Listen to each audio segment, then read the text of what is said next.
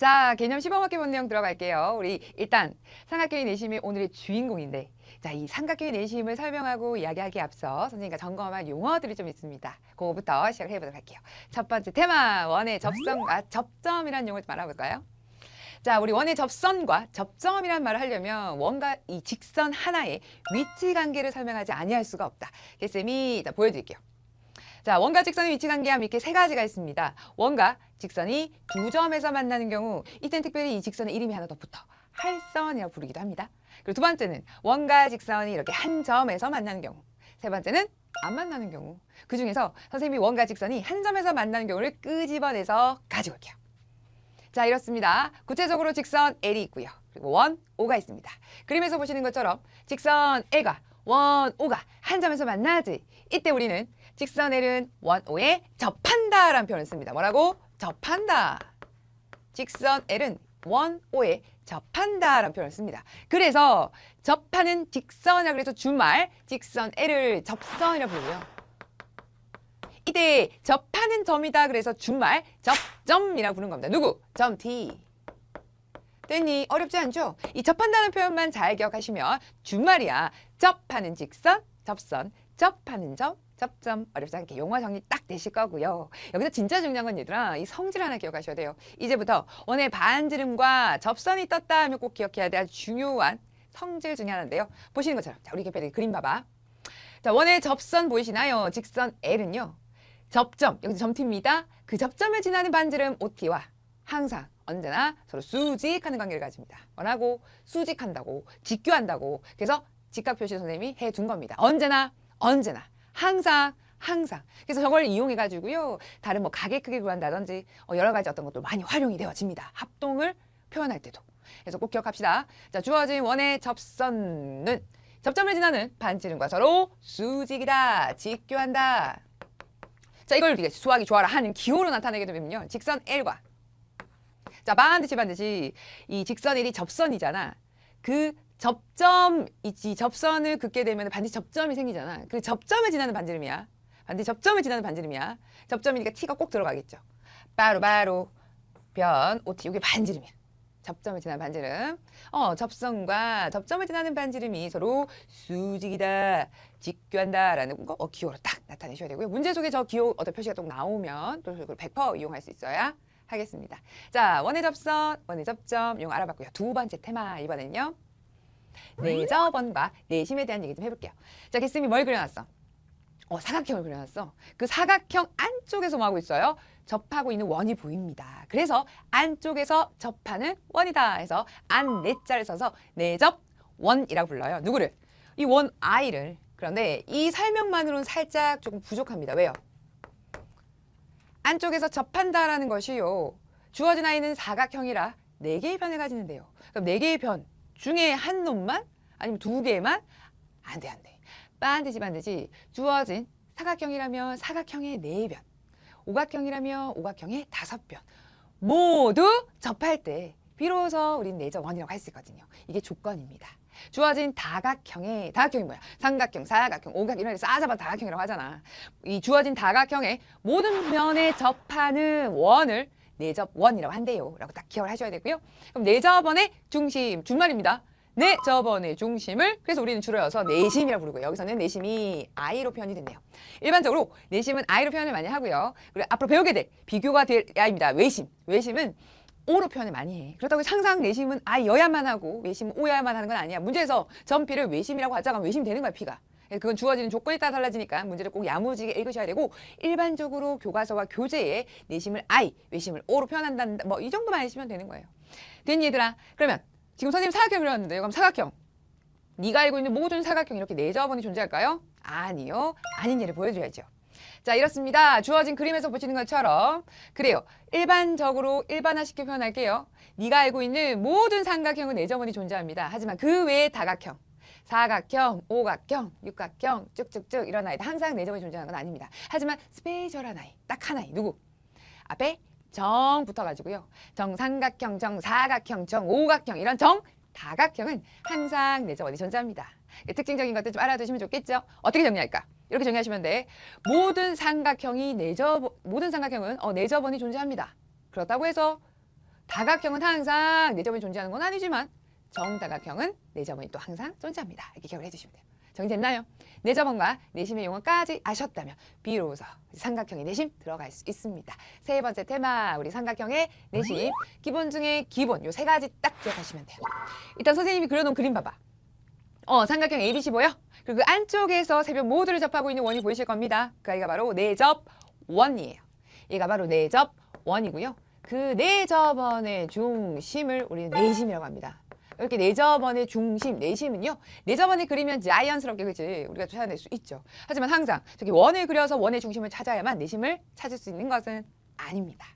자, 그냥 삼각형이 있어. 그냥 삼각형에서도요. 우리는 이 아이가 내심이 어디에 있는지 찾아낼 수 있어야 되지 않을까요? 그게 첫 번째입니다.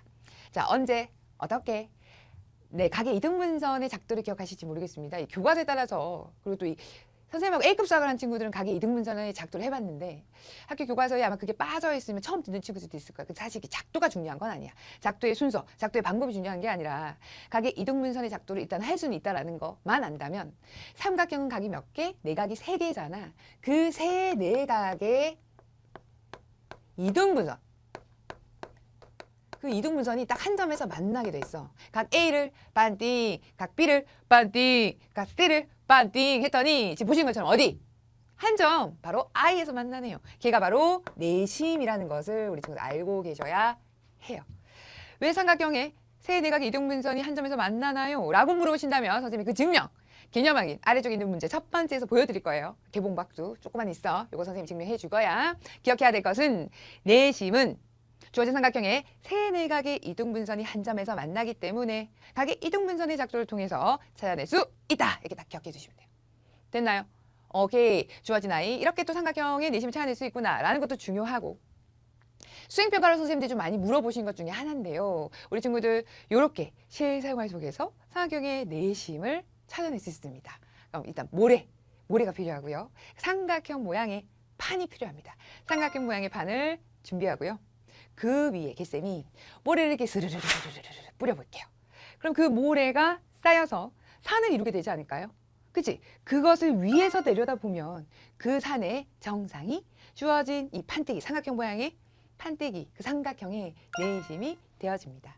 모래를 이용해서 간단한 모래 실험을 통해서도요, 내심을 찾아낼 수 있고요. 그럼 이 내심, 삼각형의 내심이 실생활 속에서 활용되는 예는 무엇일까요? 이것을 왜 얘기를 해주냐면 학교 수행평가로 외심이 활용되는 예, 내심이 활용되는 예, 많이 학교 선생님들 요구를 하시더라고요. 우리 개피들 선생님이 지금 알려드릴게요.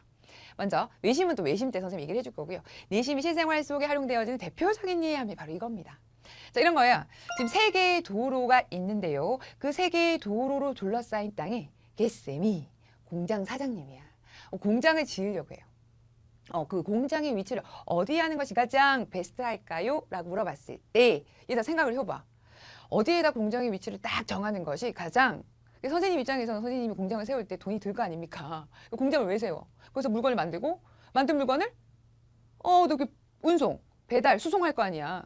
그런 과정들을 다 생각을 했을 때 가장 적절한 위치에 찾을 거 아니야.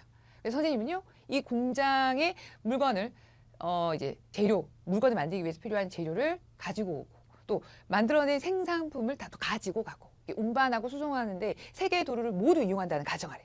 한쪽 도로만 이용하면 뭐 당연히 그 도로 옆에다가 공장을 지으면 되지. 그래서 선생님이 이 3개의 도로를 모두 이용한다라는 가정 아래 공장 위치는 이 3개의 도로와 같은 위치, 그렇지. 같이 떨어진 위치가 가장 베스트하지 않을까요? 그게 바로 뭐야? 삼각형의 내심이잖아요. 그래서 이렇게 또 우리가 실생활 속에서 활용되어질 수 있는 이런 내심의 예들을 물어볼 때가 있으니까요. 또 우리 개표 이거 딱 기억해 두시면 좋을 것 같아요. 됐나요? 오케이. 자, 그럼 삼각형의 내심의 첫 번째 주어진 삼각형의 내심이란 아이는 삼각형의 세 내각의 이등분선의 교점이 되더라. 두 번째. 자, 두 번째도 중요해. 자, 삼각형의 내심의 성질이라 부르는 아이입니다. 자, 그림에서 보시는 것처럼 삼각형의 내심 I에서 이번에는 변입니다. 아까는 각이었고. 자, 세 변에 이르는 거리가 같다라는 걸 알 수가 있습니다. 자, 그림에서 누구겠어? ID, IE, IF네요. 왜 같은 것 같아? 직관적으로 봐봐. 왜 ID, IE, IF가 같을까요? 그 이유는 보신 것처럼 내접원의 반지름이잖아. 그래서 같습니다 라고 말씀하셔도 끄덕끄덕 훌륭합니다.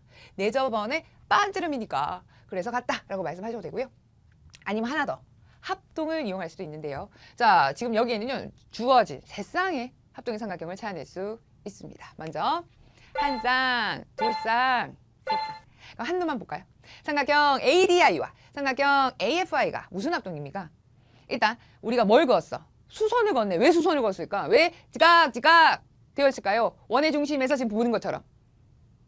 반지름을 보시면 반지름과 AB 그리고 뭐 BC, C의 이 세 변을 접하고 있는 접선으로 본다면 주어진 원의 접선과 그 접점을 지나는 반지름은 수직이다라고 했으니까 지각 가능하지요. 그리고 일반적으로 한 점에서 우리가 직선 혹은 뭐 선분 이런 선에다가 뭘 그을 때 그을 수 있는 선을 나타낼 때는 정말 무수히 선들을 그을 수 있는데 특별히 이렇게 거리라는 표현을 쓰려면 가장 짧은 길이가 돼야 되거든요. 그럴 때는 반드시 수선을 그어줘야 돼. 되니 그래서 직각입니다 라고 말씀하셔도 됩니다. 자, 주어진 삼각형의 내심의 성질. 내심이야, 내심. 내심 I에서 세 변에 이르는 거리가 같다. 됐나요? 오케이. 그래서 선생님이 다시 돌아가서 합동 다시 갑니다. 둘이 왜 합동이야? 그래서 직각 90도. 직각이 바라보는 비편 A, I, 공통. 그리고 기본적으로 아까 동그라미 갖고 각 A의 이동분선을 했으니까. 그치요? 각이 같네요. RH, A 합동이에요. 그럼 합동이니까 대응편의 길이가 같아서 ID, IF가 같다라고 말씀하시면 되죠. 그리고 하나만 더. 어느 쪽은 상관없는데요. 그럼 더 가까운 삼각형 CFI와 삼각형 CEI를 볼까요? 같은 이유로 지각 R, 지각이 바라보는 빗변 CI 공통. 그 다음에 세모 같잖아요. 각의 이동분선이니까. 되니 그래서 RH, A 합동이니까 대응변의 길이 같아서 IF와 IE가 같습니다. 아까는 ID하고 IF가 같다고 했고 지금은 IE하고 IF 같은 거 결국 ID, IE, IF 다 같다라고 하시면 되잖아요. 그래서 합동이라서 그러합니다 라고 말씀하셔도 돼요. 두 가지 방법 알려드렸어. 첫 번째, 왜 내심 I에서 세 변에 이르는 거리가 같습니까? 라고 한다면 첫 번째는 뭐니까? 내점의 반지름의 길이 같을 수밖에 없다. 두 번째, RHA 합동이라서 대응변의 길이가 같다 이렇게 하시면 돼요. 자, 중요한 삼각형의 내심의 성질 보여드렸고요. 마지막이 우리 위치입니다. 그 위치를 설명하기 전에 얘들아, 이게 뭐가 된다는 얘기야? 요거 내접원의 반지름